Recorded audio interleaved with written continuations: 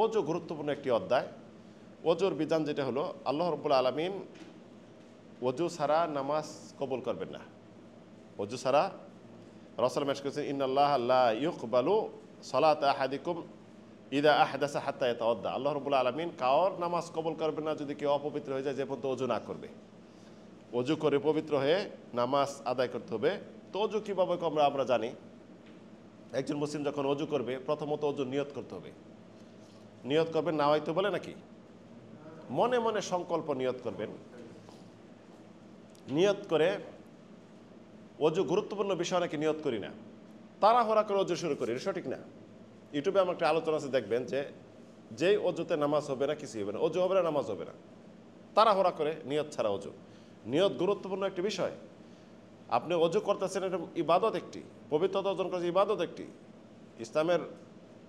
ইমানের যেটা অর্ধেক বলা হয়েছে, ইসলামের অর্ধেক বলা হয়েছে, ইমানের অর্ধেক বলা হয়েছে কি? পবিত্রতা অর্জন। নিয়ত করবেন মনে মনে, পরে বিসমিল্লাহ বলবেন। বিসমিল্লাহ বলার পর 2 হাত কবজি পর্যন্ত ধৌত, তারপরে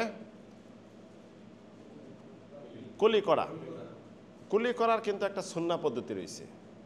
আপনি এক চল পানি নিয়ে, এক চল পানি আপনি আধা চল মুখে, আধা চল এভাবে নাকে, এটা কিন্তু সুন্নাহ, মুস্তাহাব, এটা উত্তম, কিন্তু আমরা জানি না।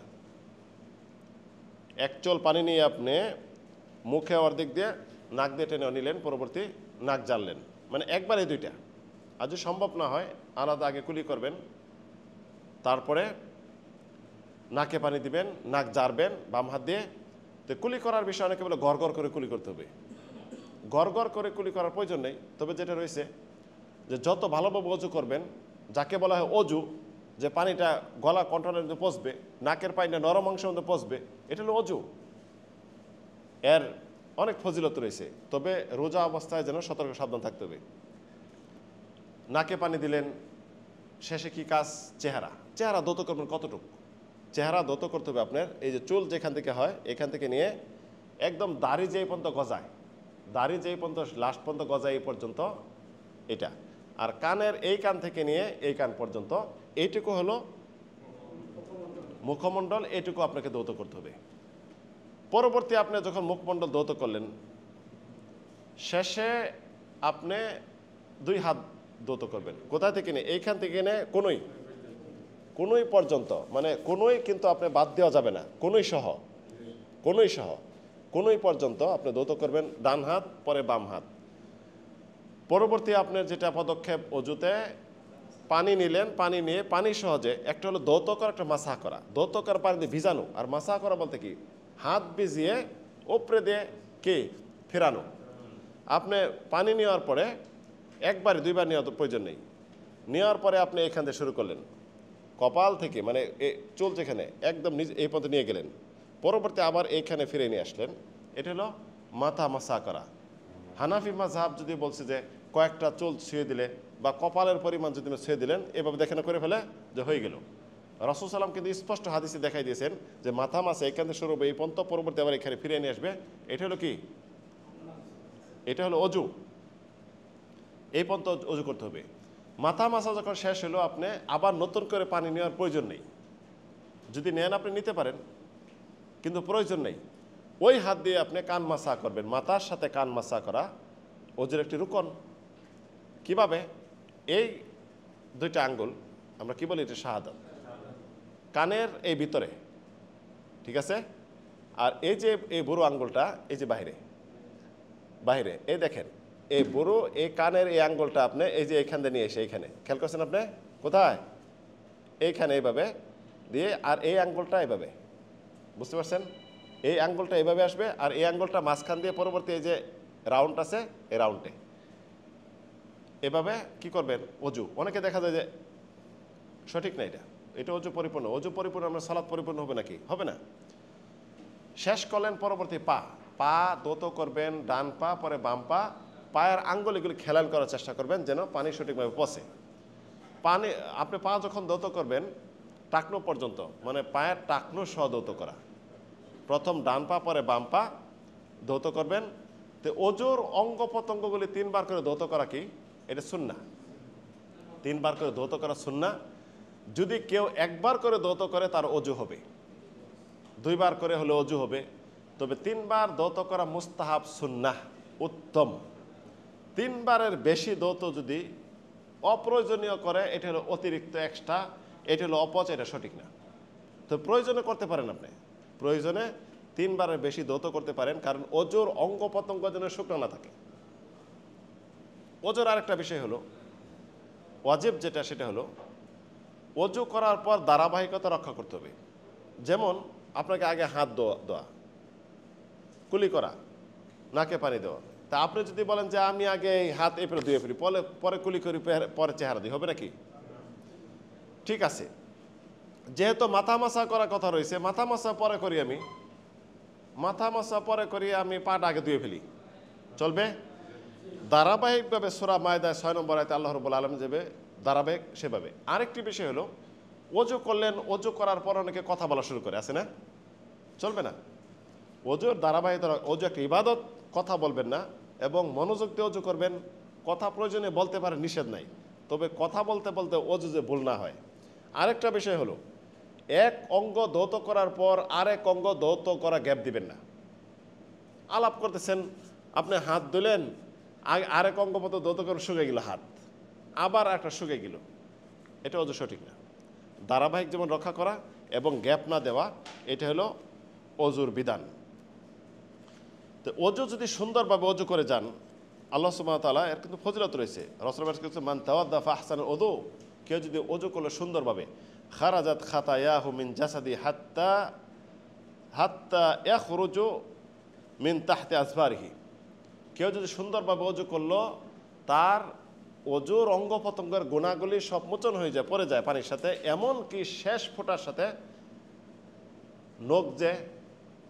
নখের যে নিচের থাকে গুনাহ, সেই গুনাহ শেষ ফোঁটার সাথে পড়ে যায়।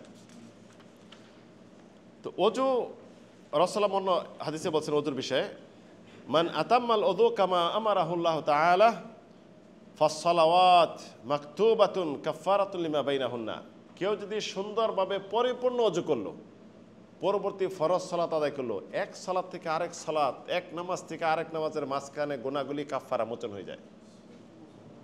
শর্ত কি? অজু সুন্দর করে করা। সুন্দর করে অজু না করলে তাহলে আপনার এটা মোচন হবে না। রাসূল সাল্লাল্লাহু আলাইহি ওয়াসাল্লাম অজুর বিষয়ে বলছেন, মা মিনকুম মিন আহাদিন ইয়াতাওয়াদ্দা ফায়াসবিকুল উযু সুম্মা ইয়াকুলু, অজুর দোয়া। এখন হলো অজুর দোয়া। অজু করার পরে দোয়া রয়েছে বেশ কয়েকটি, তার মাঝে একটি দোয়া গুরুত্বপূর্ণ। দেখেন, রাসূলুল্লাহ বলেছেন, মা মিনকুম মিন আহাদিন ইয়াতাওয়াদ্দা ফায়াসবিকুল উযু, তোমাদের মধ্যে কেউ যদি সুন্দরভাবে পরিপূর্ণ অজু করলো, সুম্মা ইয়াকুল, অতঃপর বলল, কি বলল? আশহাদু আল্লা ইলাহা ইল্লাল্লাহু ওয়া আন্না মুহাম্মাদান আবদুল্লাহি ওয়া রাসূলুহু। দোয়াটা পড়েন সবাই, আশহাদু আল্লা ইলাহা ইল্লাল্লাহু ওয়া আন্না মুহাম্মাদান আবদুল্লাহি ওয়া রাসূলুহু। এই দোয়াটা যদি অজু করার পরে পড়েন, ইল্লা ফুতিহাত লাহু আবওয়াবুল জান্নাতি সামানিয়া ইয়াদখুলু মিন আইয়িশা, আল্লাহ রাব্বুল আলামিন জান্নাতের 8টি দরজা আপনার জন্য খুলে দিবেন, যেই দরজা দিচ্ছে সেই দরজা প্রবেশ করতে পারবেন। সুবহানাল্লাহ। আরেকটি দোয়া যেটা রয়েছে, আল্লাহুম্মা জাআলনি মিনাত তাওয়াবিন ওয়া জাআলনি মিনাল মুতাতাহিরিন। এই হলো অজুর সংক্ষিপ্ত। পরবর্তী অজুর একটি বিষয় রয়েছে, অজুর শেষ কাজ কি? পা ধৌত করা। পা ধৌত না করে পার উপর যে মোজা থাকে, মোজার পর মাসা করতে পারেন। আপনার উজর থাক না থাক, ইসলাম সুন্দর একটি আপনার জন্য সুযোগ দিয়েছে। উজর আছে করেন, উজর না থাকলেও করতে পারবেন। শীতকালীন হোক গরমকালীন হোক করতে পারবেন। এই মাসালাটি সবচেয়ে শীতকালীন বেশি আসে। কেন আসে শীতকালীন বেশি? এই জন্য আসে যে শীতের সময় প্রয়োজন হয়। শীত হোক গরম হোক আপনি পারবেন, আপনার জন্য সুযোগ রয়েছে। আপনি যে আপনার এলাকায় বসবাস করেন 24 ঘন্টা মাসা করতে পারবেন। এলাকায় যদি বসবাস না করেন, মুসাফির হন, 3 দিন 3 রাত মাসাহ করতে পারবেন। মাসাহ কখন থেকে শুরু হবে? শর্ত কি? মোজার উপর মাসাহ করার শর্ত হলো, আপনি যে মোজা পরিধান করবেন, এই মোজাটি অজু অবস্থায় পরিধান করতে হবে। অজু করলেন, তারপরে মোজা পরিধান করতে হবে। মোজাটি আপনার পায়ের টাকনা সহ ঢাকা থাকতে হবে। পায়ের টাকনার নিচে যদি মোজা পরিধান করেন, ওটা মাসা চলবে না। মোজাটি আপনার স্কিন মোজা হইলে হবে না, মহিলারা পরে স্কিন মোজা, ওইটা হলে হবে না। মোজা যাকে মোজা বলা হয়, পা নিরাপদ হয়, সম্পূর্ণ পা ঢাকা থাকে, এটা মোজা যদি অধিকাংশ মানে এমন জায়গা বেশি বের হয়ে যাচ্ছে সিরা ফাটা থাকে, সেখানে আপনার মাসা চলবে না।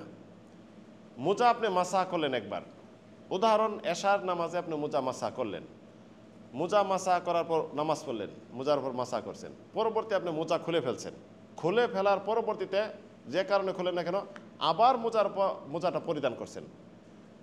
এখন ফজরে আপনি বলবেন যে মাসা করি, চলবে না। কেন? একবার মাসা করার পর খুলে ফেলার পর, মাসারে গুরুত্বপূর্ণ কিন্তু মাসারে শুনেন, একবার মাসা করার পর যদি খুলে ফেলে আবার যদি পরিধান করেন ওজু সঠিক থাকবে, সমস্যা নেই, তবে আবার ওজুর সময় আপনি এটা মাসা করতে পারবেন না, যেহেতু খুলে ফেলছেন আপনি। বিষয়টা বুঝছেন? আরেকটি বিষয় হলো মাসা কখন থেকে শুরু হবে? আপনি এশার নামাজের আগে ওজু করে মোজা পরিধান করছেন, আবার যখন ওজু করবেন, ওজুর প্রয়োজন হবে, তখন যখন মাসা করলেন, প্রথমবার যখন মাসা করলেন, ওইখান থেকে নিয়ে 24 ঘন্টা পরিধান থেকে নেয়া, এক মাসা থেকে নিয়ে আরেক মাসা পর্যন্ত 24 ঘন্টা। এমনইভাবে একজন মুসাফিরের জন্য কয়দিন? 3 দিন 3 রাত মোজার উপর মাসা চলবে। মোজার উপর মাসা কিভাবে করবেন? মোজার উপর মাসা একটা হলো দৌতকার একটা মাসা করবেন উপরে না নিচে? কয়বার? মাসা একবার, 3 বার নয়, মাসা একবার। আমার এখানে সুন্দরভাবে ইউটিউব চ্যানেলে আছে, দেখে নেবেন। আপনি পানি দিয়ে হাতটা ভিজাইলেন, ভিজানোর পরবর্তীতে আপনি পানি ফেলে দিলেন, তারপরে কি ডান হাত দিয়ে ডান পার উপরে, এটা মনে করেন পা, এভাবে সুন্দর করে এই বাম হাত দিয়ে বাম পা বাম হাতের উপরে, ঠিক আছে, দিয়ে এভাবে সুন্দর করে এই, বুঝতে পারছেন? পায়ের ওপরে বাগ দিয়ে এভাবে সুন্দর করে আঙ্গুল দিয়ে একটু ফাঁক করে, আঙ্গুল এভাবে না, ফাঁক করে সুন্দরভাবে এভাবে করবেন। এটা মাসা। ইসলাম কত সুন্দর বিধান দিচ্ছে দেখেন। উপর মাসা, নিচে চলবে না, মাসা কোথায়? উপরে। আলী রাদিয়াল্লাহু হাদিস, আলী রাদিয়াল্লাহু বলছেন, ইসলাম যদি যার যার ব্যক্তিগত মত অনুযায়ী, যুক্তি অনুযায়ী হতো, তাহলে যুক্তি এটাই থাকতো যে মোজার নিচে মাসা করবে, ময়লা তো নিচে পড়ে। কিন্তু ইসলাম বিধান দিছে কি? মোজার উপর মাসা করা। মোজার উপর মাসা, তাহলে বুঝতে পারলাম গুরুত্বপূর্ণ একটি বিষয় হুজুর, মোজা খোলার প্রয়োজন নেই। এছাড়া নামাজের একটা বিষয় হলো যে জুতা পরিধান করে আপনি নামাজ পড়তে পারেন, যদি আপনার জুতা পবিত্র থাকে। রাসূল সাল্লাল্লাহু মোজার উপর মাসা করছেন, বুখারী মুসলিমের হাদিস। মুগীরা ইবনে শুবার হাদিসে রাসূল সাল্লাল্লাহু মোজার উপর মাসা করেছেন।